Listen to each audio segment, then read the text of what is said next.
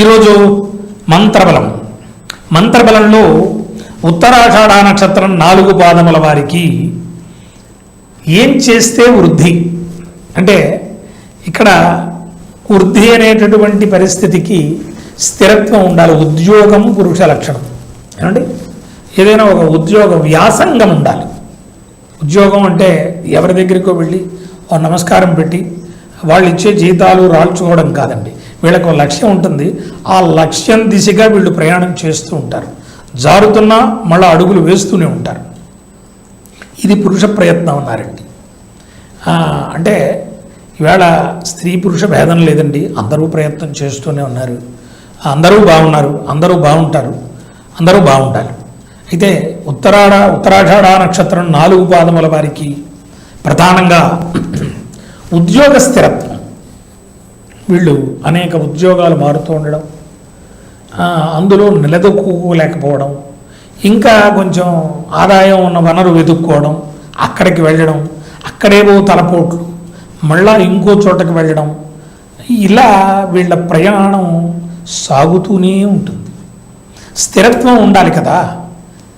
ఒక సంస్థ, ఆ సంస్థ వీళ్ళని విశ్వసించటము, వీళ్ళు ఆ సంస్థని నమ్ముకుని ఉండడము అనేటటువంటి పరిస్థితి వేళ చాలా తక్కువగా చూస్తున్నాం మనం. ఏమండి, అయితే ఉత్తరాషాఢ నక్షత్రం 4 పాదముల వారికి స్థిరమైనటువంటి ఉద్యోగము, స్థిరమైనటువంటి జీవితము. ఏమండి, ఇంకా నాకు భద్రంగా ఉంది లైఫ్, రేపటి గురించి ఆలోచించక్కర్లేదు అనేటువంటి పరిస్థితి కోసం ఒక అద్భుతమైనటువంటి మంత్రాన్ని మీకు చెబుతున్నాను. శ్రీ పింగాక్షాయ నమః. అద్భుతమైనటువంటి మంత్రం అండి. శ్రీ పింగాక్షాయ నమః. మరోసారి చెబుతున్నాను.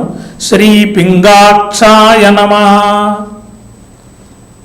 ఈ మంత్రాన్ని మీరు సాధన చేయడం వలన ఉత్తరాషాఢ నక్షత్రం 4 పాదముల వారు చాలా తేలికగా అరటిపండు ఒలిచిపెట్టినట్టుగా అండి, మంచినీళ్లు తాగుతున్నంత తేలికగా,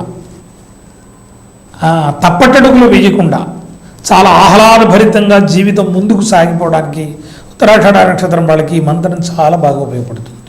ఎందుకంటే సర్వకాల సర్వావస్థలలోనూ చెయ్యటానికి బీజాక్షరములు అబ్జెక్టబుల్ అవుతాయి. ఎందుకంటే ఆ బీజాక్షర మంత్రములు మనం అలా ఏదైనా స్నానం చేయకుండా, శుచిర్భూతమైన వస్త్రములు లేకుండా, మంచి ఆలోచనలు లేకుండా ఏవేవో పనులు చేసి వచ్చి బీజాక్షర సంపుటితమైనటువంటి మంత్రములను సాధన చేయటం వలన పాజిటివ్ కంటే నెగిటివ్ ఎక్కువ ఉంటుంది. వ్యతిరేకత దొరకటం కంటే మంచి భావాలు సర్వకాల సర్వావస్థలలోనూ జపించడానికి వీలుగా శుచిర్భూతమైన మనస్సు, వస్త్రము, విశేషము ఇవి ఉంటే చాలండి. అందువల్ల అతి తేలికగా, అంటే ఒక ప్రయోగం చేశాము అంటే అది నెగిటివ్ కాకూడదు. అలాంటి ప్రయోగంతో కూడినటువంటి మంత్రములనే మీకు చెప్పడం జరుగుతోంది.